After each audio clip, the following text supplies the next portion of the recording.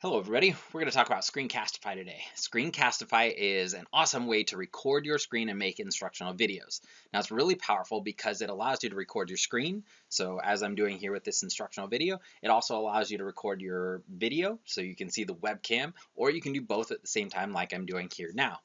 This is really powerful because it gives students choice in when they access the instruction, so they can watch it when and wherever they want to, just as long as they've got access to your video. It's also equitable because all of our students are one-to-one, and we have Wi-Fi hotspots if they need them. So they've got access to the devices to access this.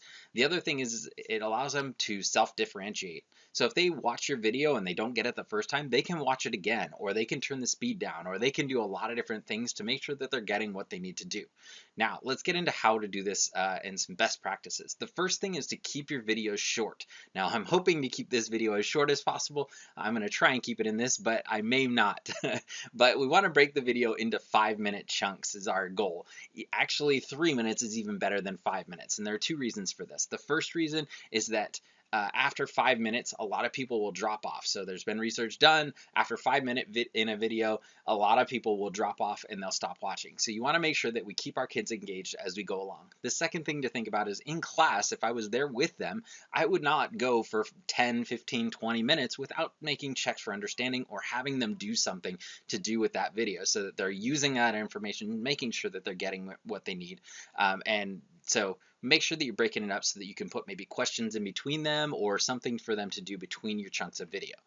It doesn't have to be perfect is the next thing. So you're going to try the video and it's probably not going to be great. I know the first time I made one of these videos, I I felt pretty bad about it. I redid it and I redid it and and I spent a ton of time to try and make it perfect, but it doesn't have to be. So the first thing that I always do when I'm making videos is I just say, hey, I'm going to try this thing new and let my students know that, and they're going to say, oh yeah, that was your first video, but they'll be okay with it, right? So don't make, it doesn't have to be perfect the first time, okay? You'll get better as you go along. So be persistent, keep making them, keep doing it, because it will benefit your kids. The last thing down here on the best practices is if you don't like yourself on camera, you need to get over it. Your kids want to see you. So you may or may not have seen them at some point yet this year. So you want to make sure that you are connecting with them and that they can see you in the video. It takes the video from being something like a Khan Academy video where it's great. Khan is good for their videos and stuff, but when you actually make the video and they have that connection to you, the amount of learning that happens is drastically higher because they can make that connection and your video is going to relate to things that you've talked about. It can connect with other lessons you've done. So it's really important to make sure that you put yourself on that camera. Next, let's talk about how to get started with it. So I'm going to jump out of the presentation here, and to get started, you're going to go to Screencastify.com. And when you go there, there's going to be a little icon. At first it says add to Chrome. Mine's going to change over here in just a second because I've already installed it. But basically, if you were first coming here, you would click on that blue button, you would add this to Chrome, and it's going to have some other steps, and it'll ask you for a login. Make sure you use your email when you are signing up for Screencastify. That way you get the premium features. Now, from here, a lot of people are like, okay, but where is it? And they're looking in their programs and they're looking other places. It's an extension up in this bar. So to get there, I click on this little icon that kind of looks like an arrow with a camera taken out of it. You can see it here as well. And in here, now I'm in Screencastify. I've got that open and I've got that rolling. So there are 3 ways that I can record this. I can go with Browser tab. Browser tab is only going to show a single tab. So this is great if I have, like, say, notes on part of my screen and I've got slides on another. I don't want them to see my notes. I just want them to see the slides, right? So I can have it to where Browser tab, and then I just select the tab that I want them to see. The second thing is desktop. Now this is the one that I typically use. That's what I'm using right now. So I'm recording my screen, everything on my desktop. So if I go between resources, you can see that. And then I can also add my webcam on there if I want to. And then the third way you can record with Screencastify is just recording with your webcam. So it's just like you see in that little box on the screen of me. That's all they would see. They wouldn't see your desktop. They wouldn't see anything else. So these are good for like intro videos and other things where they're just going to see what you're doing. Or maybe you're writing on an actual whiteboard, something along those lines. That's great for that. All right, now there are some settings that you want to check out before you record your first video. The first one is your microphone. Now, if you've got multiple microphones, they'll show up in this list. I've got a few going on here, so I could choose between those. Now, as I'm selecting my microphone, I want to make sure that this little bar is going up and down as I'm talking. If it's not, then it's not recording. So if this is just a white bar and it doesn't show green or yellow or orange on there, that's a bad sign. You want to change your microphone and make sure that it's enabled and that you're able to use that. Second is your embedded webcam. So like I said earlier, we want to show our face on this video. So make sure you choose the correct webcam. Some Chromebooks have different different cameras, so you want to make sure you're on the right one that you want.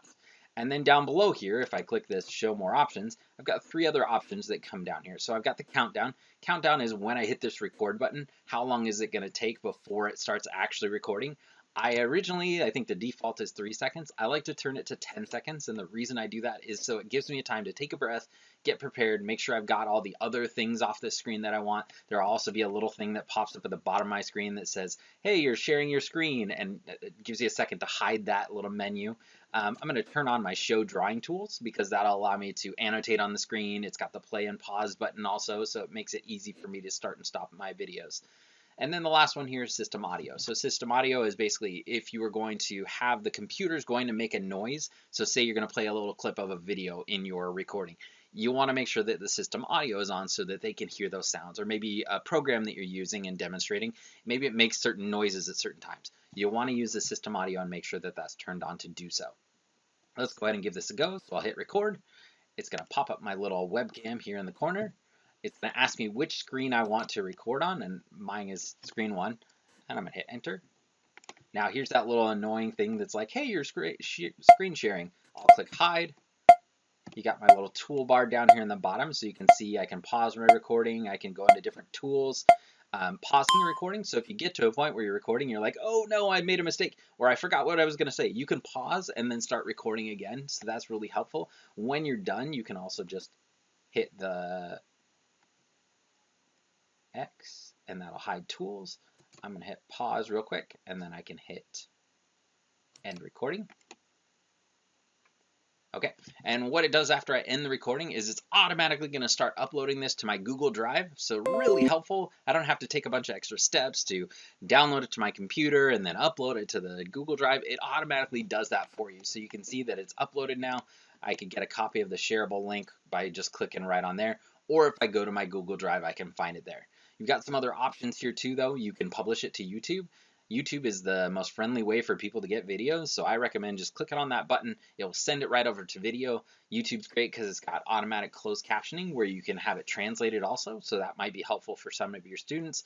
But students may be accessing this from any device, and YouTube is by far the most friendly way that they can do so. Most phones, you've got Chromebook, you've got computers, all kinds of different things will get YouTube. So by having that be your option, that may help all of our families to get access. You could also share it to the classroom. I prefer to just copy the shareable link and make the assignment in the classroom myself. That way I can put all the directions and other things around it that I want. Other things down here, we've got some tools so we can clip it off. So if at the beginning of the video I forgot what I was going to say, or I didn't realize it was recording already, I can clip off the beginning portion by just clicking on the scissors and dragging it in. And then at the end, I can click on the scissors and I can drag it in, say when I'm looking for the pause button and the stop button, right? Like I did in my video. So, and then you click save trim and it will save that trim, and that'll be your video from that point. They also have an editor where you can go and add titles and other things. That's a little more advanced, so I'm not going to show that in this video because we're way over the amount of time that I wanted for this video already. But that's Screencastify in a nutshell. Let me know if you have any questions, and hopefully this is helpful.